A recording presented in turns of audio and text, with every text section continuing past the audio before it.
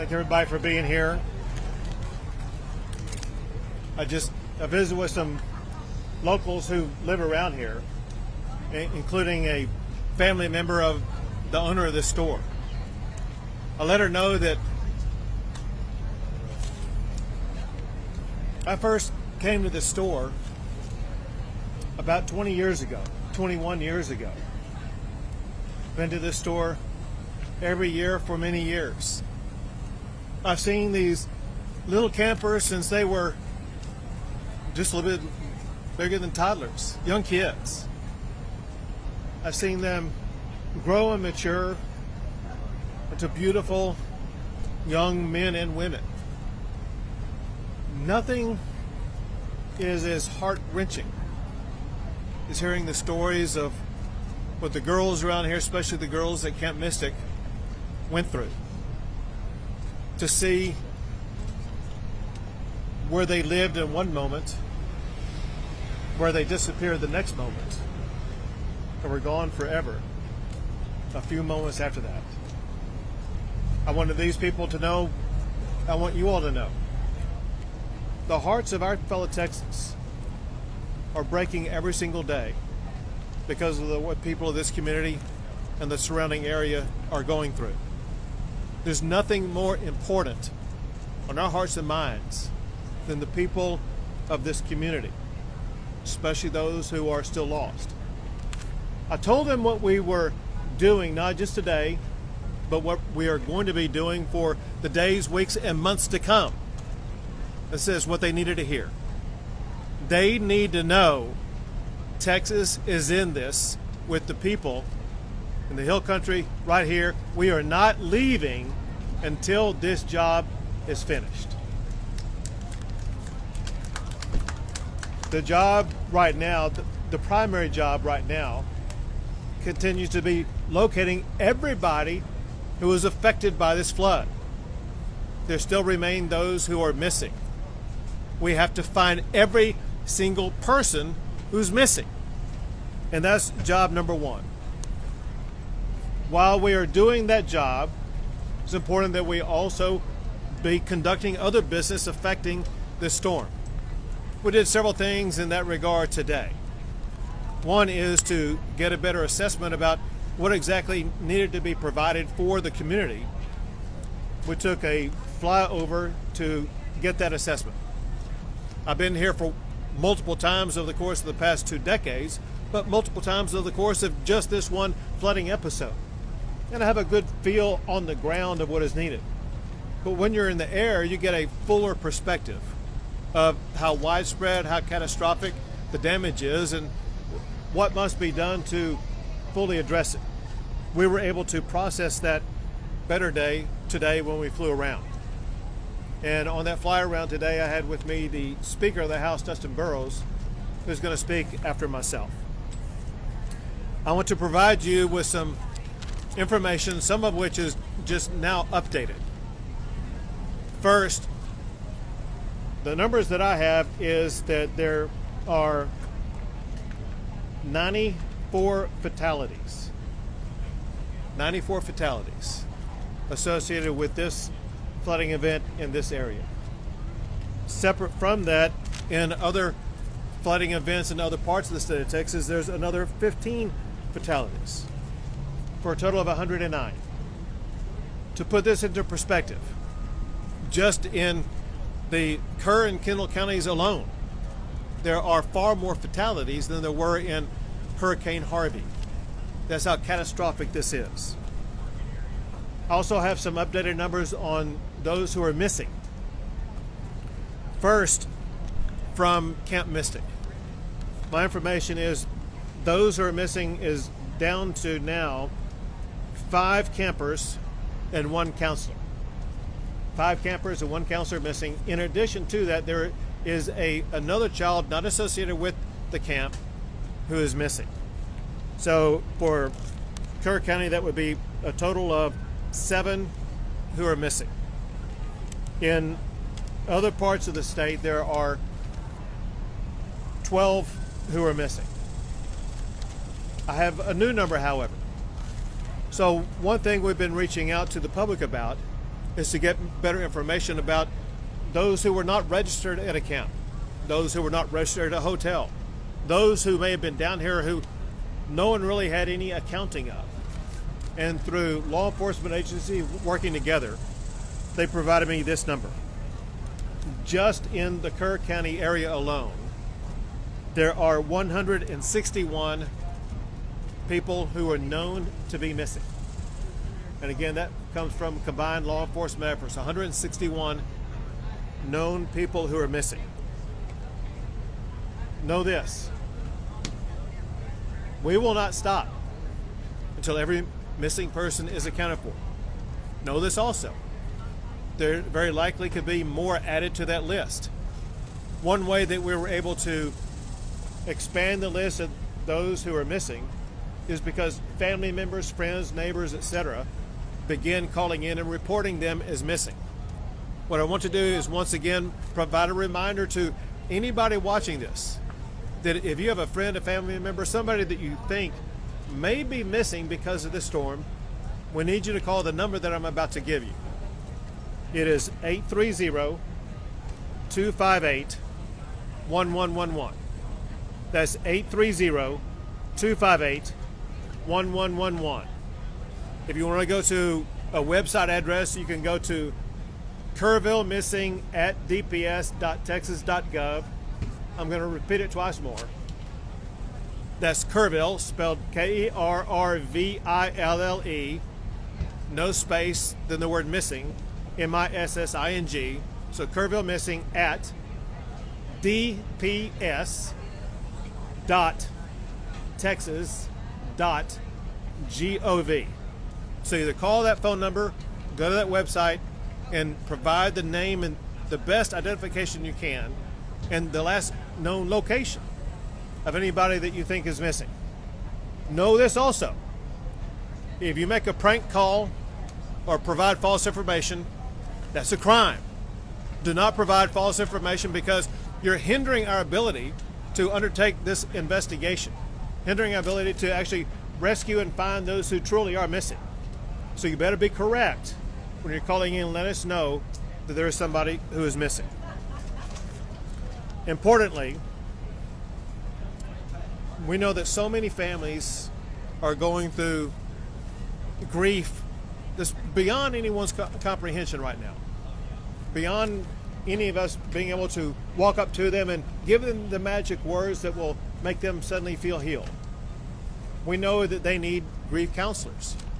We have 5 organizations that together are providing dozens of grief counselors for all of the affected family members around here. It's so important at times like this for family members to access that grief counseling so they can have their mental and emotional health needs addressed in what may be the most challenging time of their lives. Something else that's a help as we begin the process of helping places like the Hunt store, the local community, Hunt, Texas, be able to rebuild. One thing that is speeding that recovery was the immediate granting of the major master declaration that was granted by President Trump. It immediately opened not only access to more funding, but also access to more resources to be able to more quickly, more effectively respond to this storm. That includes debris removal, which has already begun. It includes assistance for individuals who are eligible to apply, and the director of Texas Division of Emergency Management will explain more about that in a second. But there are 2 categories of people or entities that there is money available to assist. One are individuals affected by the storm. Another are public entities like the town of Hunt, like the town of Kerrville, like the county of Kerr, etc. They may have needs with regard to roads or utilities, whatever the case may be. Now the assistance is available for them to more effectively and more quickly address that. With regard to roads, anybody who's driven around here knows that there are some roads that need repairs. The Texas Department of Public Safety is working 24/7 to make sure they're going to be getting these roads repaired and passable as quickly as possible.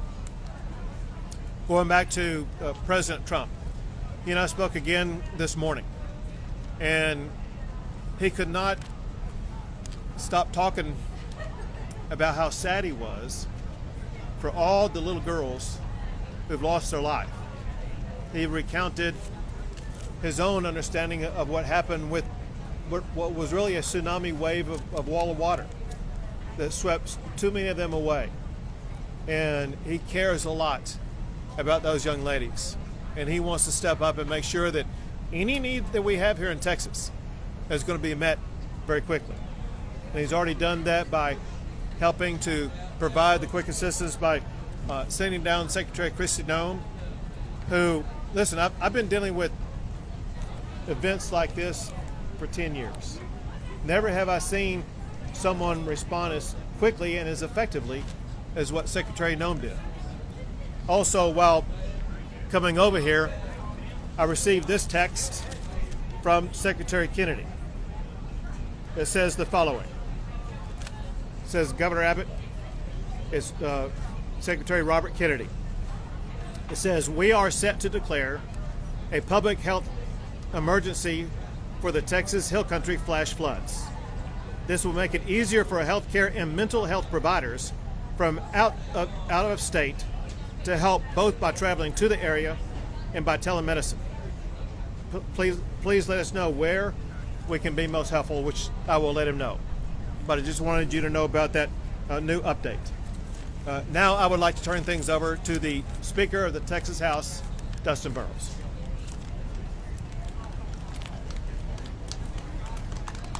Thank you, Governor.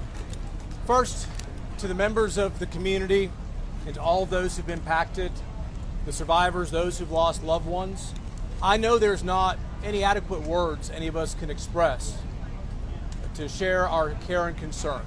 But I want to promise you, every person in this state, every tip of it, we have held you in our thoughts, in our prayers, and we will continue to do so as you go through this and you take care of what I know all Texans can endure.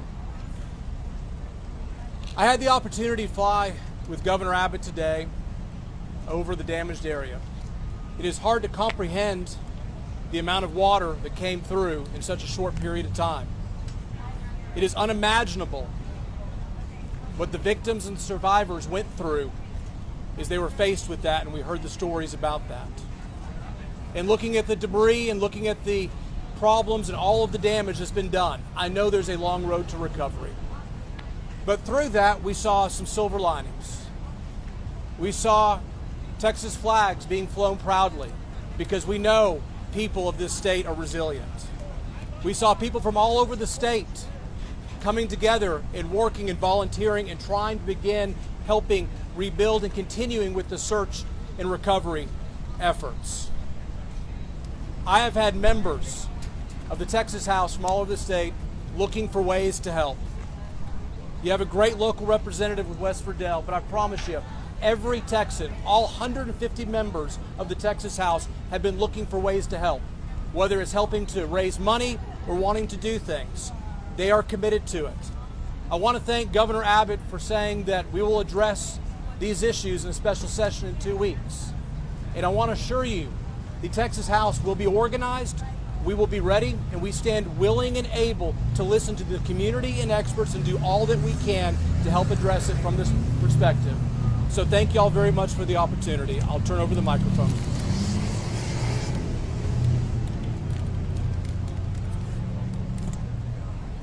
This is the kind of event that the Speaker of the House would have come to in an ordinary situation. When you consider the fact that we're going to start a special session 2 Mondays from now, a special session that will have at the top of its agenda helping communities like in Kerr County, Kendall County, as well as in Central Texas and the Big Country, all areas affected by the floods of the past week. Those issues are going to be on the agenda for the state to address from top to bottom. We want to make sure that when we end that session, we end it making sure these communities are better, more resilient, and have the resources that they need for the next chapter of their lives.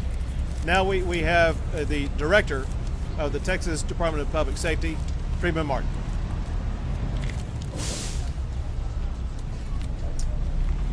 Governor, thank you. The governor said it. We have 109 fatalities and 161 missing. Every asset and resource that the Department of Public Safety has is being used on this response. We have 258 people just from DPS assigned here in Kerrville. They're from the Highway Patrol, the Tactical Marine Unit, Criminal Investigators, Texas Rangers, SWAT, IOD and ICT, and Victim Services. And you ask, well, what do all these do? Everybody does something different. Everybody understands search and rescue. When the governor mentioned 161 missing, the city of Kerrville stood up a line that if you can't get a hold of a loved one, if they're missing in the Kerrville area, call this number. That number grew to several hundred. These analysts worked with Kerr County Sheriff's Department and the Kerrville Police Department to narrow that down. People that have been identified as deceased, people who have been found alive, deconflicted to numbers that have been reported twice, and we are still down to 161 missing. All I can tell you is there's nothing to celebrate about how well we've done this far, but there's a lot of work to be done. And we're thankful that the speaker standing behind us and the governor, the Texas legislature has funded us, and we're properly staffed and equipped to respond to this. Just this last session, a few weeks ago, we were given 6 replacement helicopters and 1 fixed wing. That is exactly what we use to respond to these. I'll tell you another thing, we have plenty of resources, but at the same time, we're not turning down one resource until we recover every last person on this list of 161. So we have FBI, DEA, HSI, the United States Border Patrol, the United States Coast Guard, everybody working together under a unified command, and we won't stop until we finish. A couple of things. Right now in Burnett County, we have 3 Zodiac boats and 26 DPS personnel from the Tactical Marine Unit and the Texas Highway Patrol continuing searching. I'm in constant communication with the Travis County Sheriff, Sally Hernandez.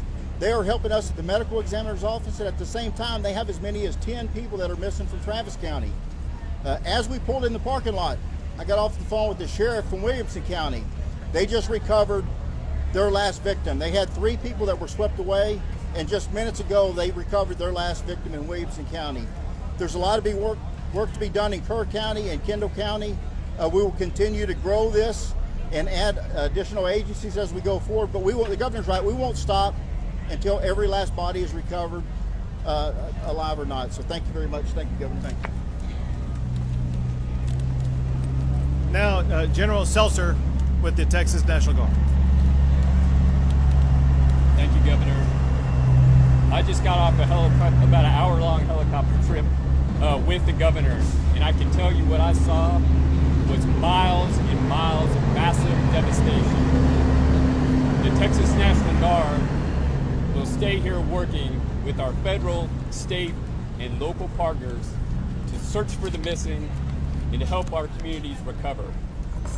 Well, I can't hear. Just the trucks?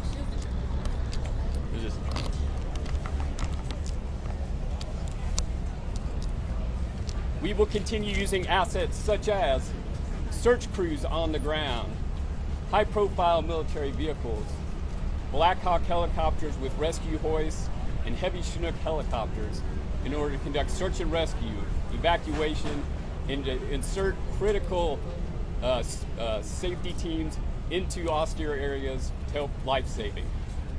Aiding us in the effort today is the arrival of 4 Black Hawk helicopters from the state of Arkansas. That grows our agency count to 13 helicopters in support of this effort. Additionally, overhead, for the last 3 days, we have had MQ-9 Reaper remotely piloted aircraft conducting search and rescue operations. We are working with other states to get additional crews to support so that we can expand the coverage of that search and rescue operation. And lastly, we have shelter management crews that are working within the community to help those in need. I would like to close by saying something that the governor has said many times before, He said it many times today, but I'll emphasize it. Your National Guard will not leave until every person is found. And we will not leave until our communities are recovered. Thank you. Thank you.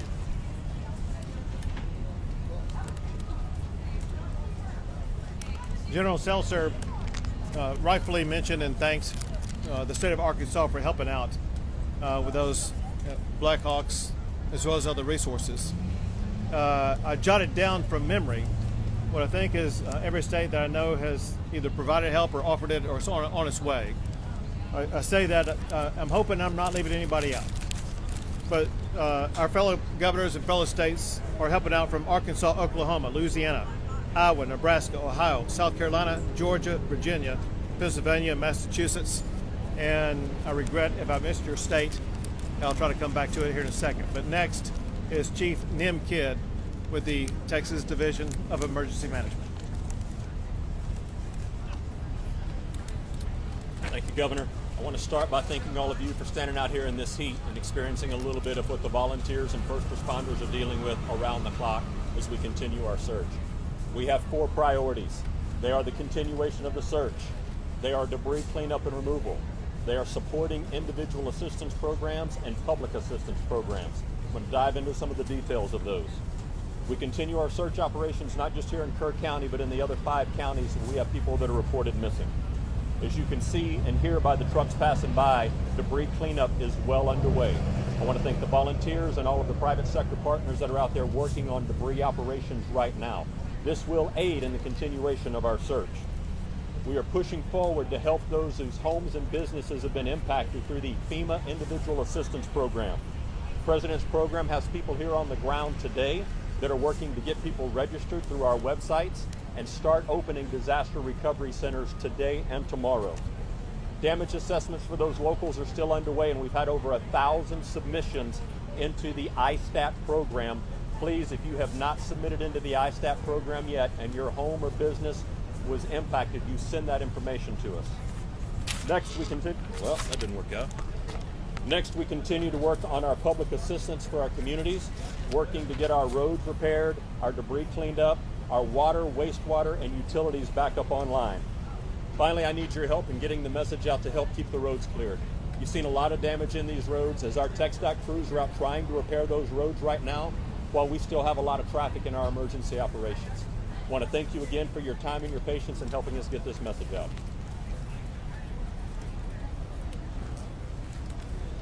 Thank you, Chief. Yesterday, I met with families at Camp Mystic. I made a commitment to them. The day before, I met with residents of Kerrville. Today, I met with residents of Hunt. I made a promise to all of them. Texas will not stop until we finish the job. We will not stop until we identify, recover every single body. We'll not stop until every road is rebuilt, every inch of debris is removed. We'll not stop because we are a state that cares about our people, cares about our communities, and we'll be with them every step of the way. We'll take a few questions. Governor, right here, Uvalde happened. Have said that they didn't receive any emergency alerts on their phones.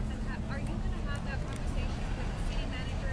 I asked this because earlier today during the conference, he really didn't respond to our question related to how long it took him to evacuate people. Can you speak on that? So obviously the local officials who were on the ground at the time would know the most about that. But let's talk about it in this way. That's going to be one of the issues that we begin to address in less than 2 weeks in the state legislature. We're going to address every aspect of this storm to make sure that we're going to have in place the systems that are needed to prevent deadly flooding events like this in the future. Governor, when Uvalde happened, Governor, you led an investigation. Are you going to ask for investigation in this case? So we said when Harvey happened? No, Uvalde. Oh, Uvalde happened. Yeah. And it was gross negligence back then. Now this happened and the death toll is enormous. Are you going to ask for an investigation? Who is to blame here, Governor? Right. So I'm going to talk about two different things. The first part of your question, and that is an investigation. We know a special session's coming in about 10 days. That's where, I would say, where it begins. Candidly, those investigations will begin by both the House and Senate before we go into session. So probably beginning later this week or the early part of next week, there'll be committees formed that are already kind of working on ideas about ways to address this.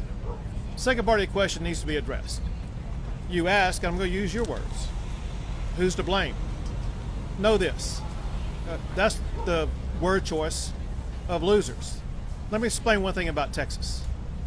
And that is, Texas, every square inch of our state cares about football. You could be in Hunt, Texas, Huntsville, Texas, Houston, Texas, any size community, they care about football. High school, Friday night lights, college football, or pro. And know this, every football team makes mistakes. The losing teams are the ones that try to point out who's to blame. The championship teams are the ones that say, don't worry about it, man, we got this. We're going to make sure that we go score again, that we're going to win this game. The way winners talk is not to point fingers. They talk about solutions. What Texas is all about is solutions. In fact, I want to read you something that I received last night that's worth emphasizing to put this in context.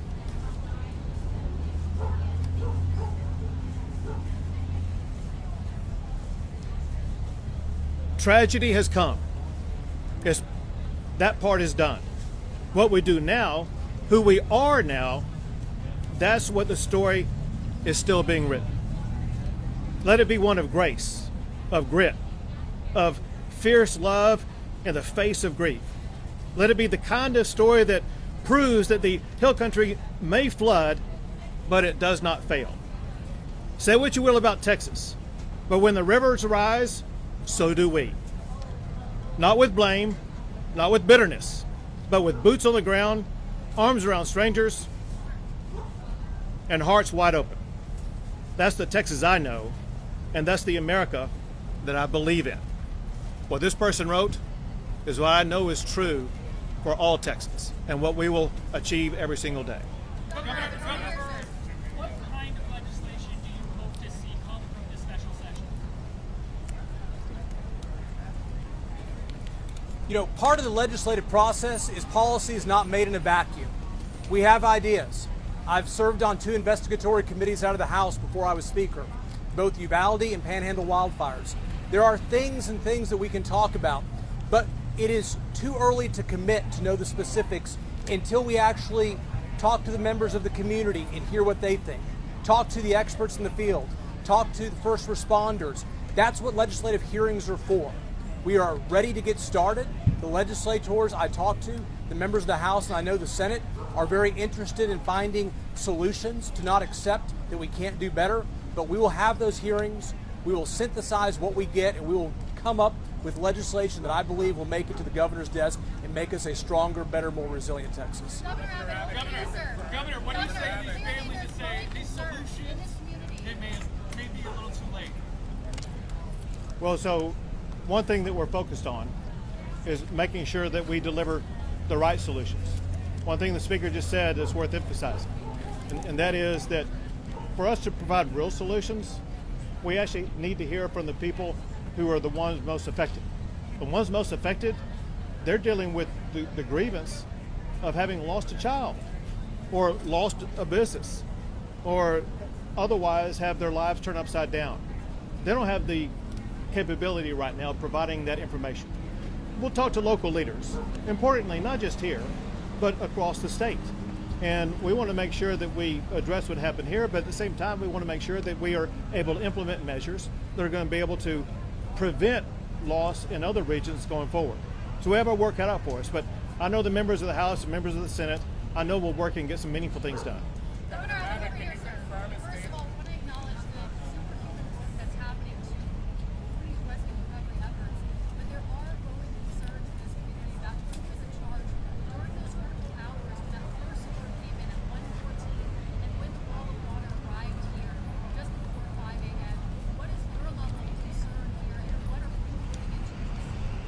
So again, my focus isn't on trying to say, oh, you did wrong or you should have done better there.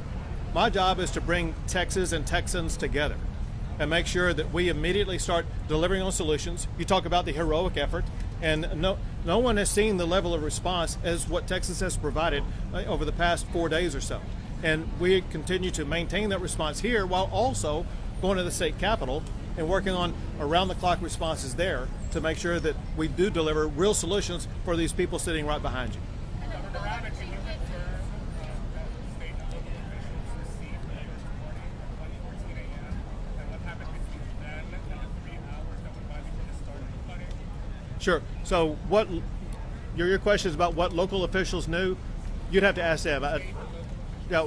What the state was aware of, the state was aware that there was a possible serious flooding event days in advance, and we pre-positioned assets and resources and personnel. And remember, the flood began on Friday morning. We originally positioned those assets, resources, and personnel on Wednesday. Then when greater clarity was discerned on Thursday, we moved them closer, added, and made sure that we had adequate supply going into Friday. So we were ready with the resources on the ground to be able to quickly respond. Some people say, well, we responded so fast. One reason we did respond fast is because we had assets here already. That said, we didn't know the magnitude of the storm. We knew that there was a flash flood warning. And if you heard a flash flood warning, no one would know that would be a 30-foot high tsunami wall of water, I don't think. But all I can tell you is the information we had, the state had, and that we acted on, was information that catalyzed us to begin putting assets and resources in place 2 days before the event happened. We have time for 2 more, folks. I'm local. Yep.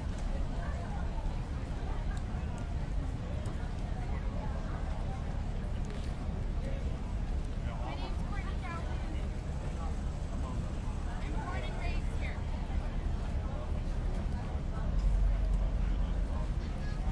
We were not prepared. As a community, we've come together and tried to be prepared. With all due respect, I had no idea you were going to be here today. I was out with the team.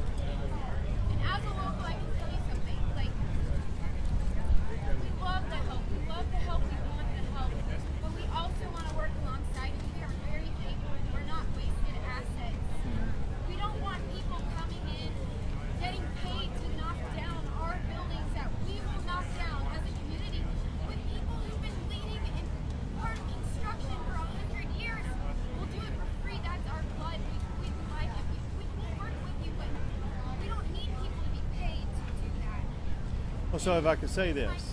Yes, Yeah. I'd like to my question. Sure. My question is, we're all very broken here. Well, what's keeping us one strong is we are the backbone of this community. We appreciate everything you've done. We're the backbone of this community. We just want to have justice, to have a control over the fact that pitch black, y'all. You're in the middle of nowhere, no Wi-Fi. I'm sorry, no Wi-Fi, no resources. It's camp. You don't have cell service.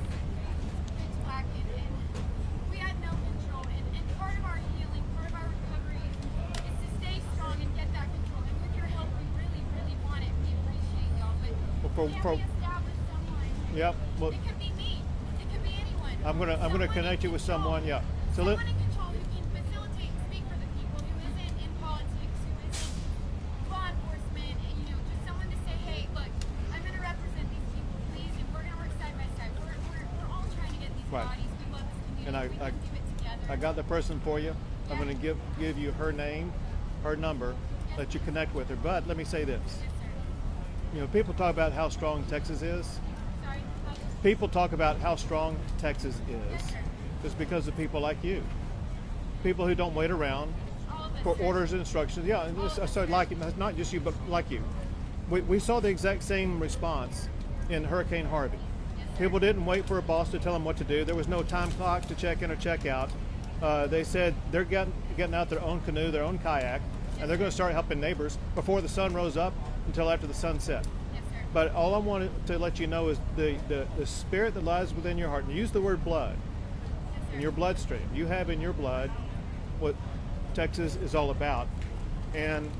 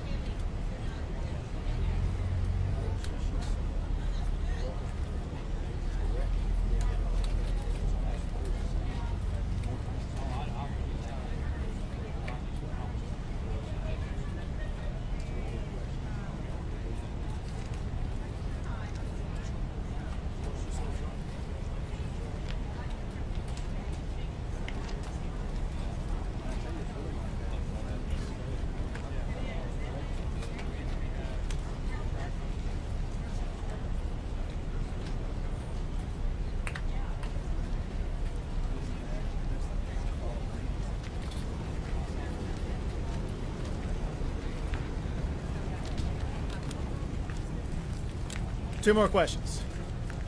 Quick follow-up. At what point Let was me- the state let me see. in contact with the county ahead of this flooding here, sir? Nim could best answer that. Nim, when Chief Kidd, we know that resources were deployed ahead of this flooding. At what point was the state in contact with your county? Wednesday and Thursday before the Friday morning. Why was it after? I can't answer the whys. I'm not going to answer the whys. You asked when we were in contact. We started having calls and messages on Wednesday from an area of I-35, out I-10, all the way to where it touches I-20, all the way back over to where I-20 touches I-35 again. That is a large chunk of Texas that was anywhere in the potential area where this kind of rain could have fallen. It picked this spot right here. All right. One more question. Go ahead. Yep. And so I just heard that moments ago. The man who's in charge of that assistance is Chief Nim Kidd. She wants to know how long does it take to get assistance? How long does it take to get assistance? So the disaster recovery centers will be published in the morning of those locations. They can go to those locations and start getting aid. There are plenty of volunteers that are out there ready to offer aid right now, in addition to the federal assistance. But you're saying that those centers will be open tomorrow morning? Yes, sir. Where? We have the addresses. I need to confirm them, and then we'll put them out. They will be publicized. They will be publicized. Yes, ma'am. Thank you all. Thanks, everyone.